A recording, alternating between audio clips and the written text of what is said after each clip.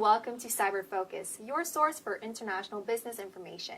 My name is Sarah Koh, and I'm delighted to introduce our guest today, Ms. Rania Anderson. Now, originally from the Middle East, Ms. Anderson attained her master's degree at Georgetown University, pursued a career in banking, and then became a social entrepreneur. She has more than 30 years of experience in coaching and mentoring business women around the world, and is the founder of The Way Women Work, an online career guidance platform for women in emerging economies. She recently also published Undeterred, The 6 Success Habits of Women in Emerging Economies, a guidebook for female college students to bridge between their education and workplace success. Now, UN has declared October 11th as the International Day of the Girl and October 15th as the International Day of Rural Women. As such, many continue to work to raise awareness in gender equality issues. And today we will listen to Ms. Anderson's story behind starting her own group and how women can really utilize their distinct skill sets to make positive and successful impacts in the world. So Rania, thank you so much for coming in. Thank you, Sarah. I'm delighted to be here. Absolutely. Now let's first talk about your group, The Way Women Work. What exactly does your platform do? Sarah, I start with the premise that we can't be what we can't see.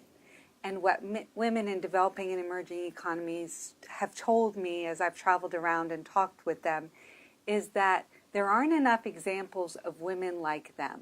That most of the career advice that's available in the marketplace today is written from a Western perspective for American women or European women.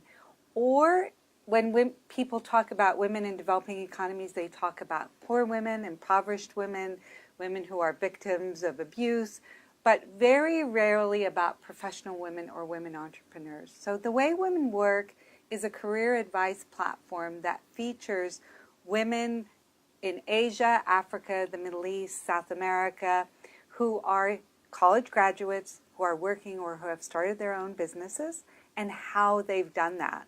Plus career advice from me around what to do in your career to be more successful.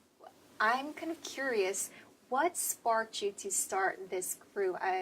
I'm assuming there was maybe a special moment or motivation that really led you to do this. It's really been a lifetime in coming for me. It started back when I was around 10 or 11 years old, and our family lived in India at the time.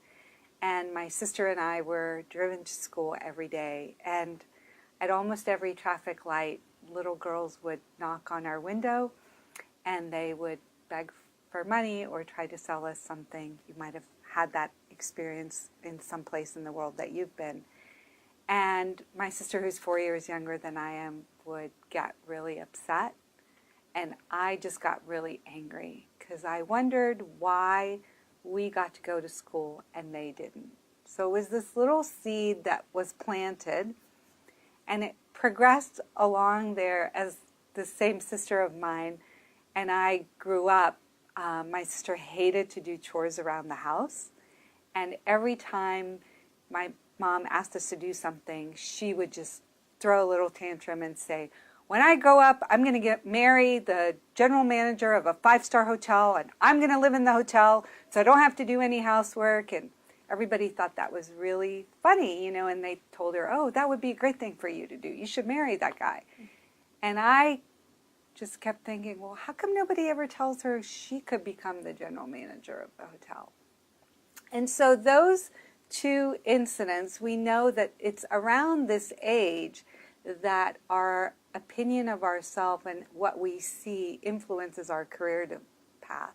So those thoughts stayed with me, and then I had a great fortune to come to the United States to study and had a really great run in terms of my career and my business, but always thinking back to the part of the world I had grown up in. And as I met more and more women in those markets, they kept telling me that they didn't have access to culturally relevant career advice.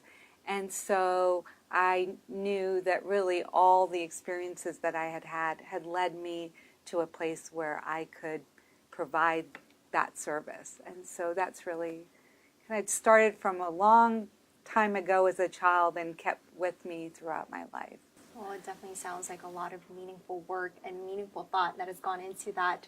I want to focus a little bit our attention now to the event that you're going to be participating while you're here at Indiana University. So you're going to be a keynote speaker at the Kelley Institute for Social Impact event. Could you maybe give us some hints of what you will be sharing with the students then? So what I loved about the invitation to come to campus is just the vast interest students here have around making a social impact. And I think more and more students, more and more people of your generation are really focused on that. I became a social entrepreneur when I was 50, so it took me a long time, but I think more and more young people are thinking about that today. And so my message really is going to be around, there are many ways to make a social impact in your career. You could start right when you graduate, or you could wait for, many years later. And want to talk a little bit about my own experiences, the journey I've been on to get to this place, as well as give examples of other people who have made a social impact and how they've done that. And lastly, and this is really key to what I do always, is to give some guidance to students around specific things they can do if that's something they want in their lives. Absolutely. Well, it's been more than 3 decades since you've really invested your time in becoming an expert in mentoring women in developing countries more specifically. So in your line of work and with all this expertise and experience behind you, what do you think are some very notable and memorable victories or changes you've seen, if you will, through your time in this line of work? I think back to my mother's generation where women were just trying to get into the workplace. And then in my generation, women were trying to get at the table to senior roles, and we're still not, well represented there, but that's been our quest. And then I look at your generation and I feel that you're defining a new table, a new place, a new way, rather than just trying to fit in. And I think one of the most interesting developments that's happened really recently is that men are much more engaged with women around the advancement of women in the workplace. And I believe that that is what's going to tip the scales for us, because we're working together, both men and women, seeing the need for women in the workplace, and men also being more actively involved at home. And so when those things come together, and when men are asking for some of the same things that women have been asking for in the workplace, more flexibility in terms of their schedule, more time off, paternity leave, time to take their kids to soccer, all of those things, it becomes something we all want rather than a woman's issue. And I think that's really great. Wonderful. And I think this answer really led to our final question. So, you brushed upon it, and there are more women entering the workforce in both developed and developing countries nowadays. But it's still a fact that there's a stark disproportion when it comes to representation, when it comes to female leadership roles compared to the male counterparts. So what do you think all the different stakeholders and parties involved in the process, the corporations, institutions, practitioners, scholars, you name it, what could we all really do to make a difference and to divert this trend and have a more well-balanced workplace and executive boards? I just love that question, and for me it's around making some shifts.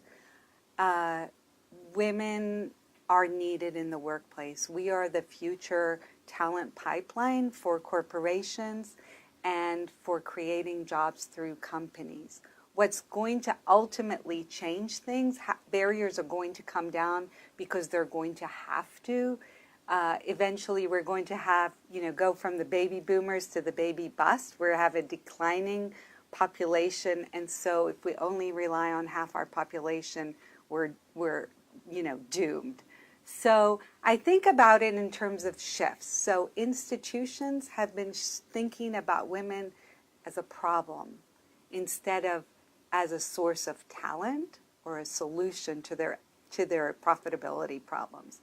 Men have been taking a hands-off approach as leaders, putting in programs and practices at their companies, which are fantastic, but they're going to have to get much more hands-on involved in sponsoring women and in advocating for women.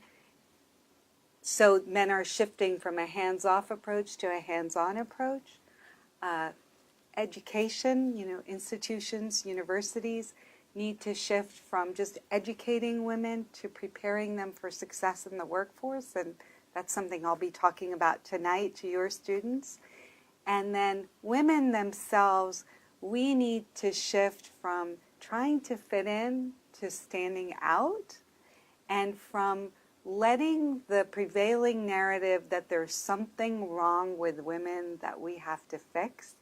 We have to change that narrative and know that what we bring to the table is what's needed, and our diverse way of thinking and the way we lead and the way we perform and the way we act is plenty good enough, and that's what the workplace needs. So as each of those stakeholders make those shifts, I think we'll turn the tide. It was a big pleasure having you here. Thank you for your time. Thank you. It's my pleasure to be here at IU, and I'm looking forward to the next couple of days. Well, that's all for this edition of Cyber Focus. Thank you for joining us. If you have any comments or suggestions for future topics, please let us know at cyber, that's CIBER, @indiana.edu.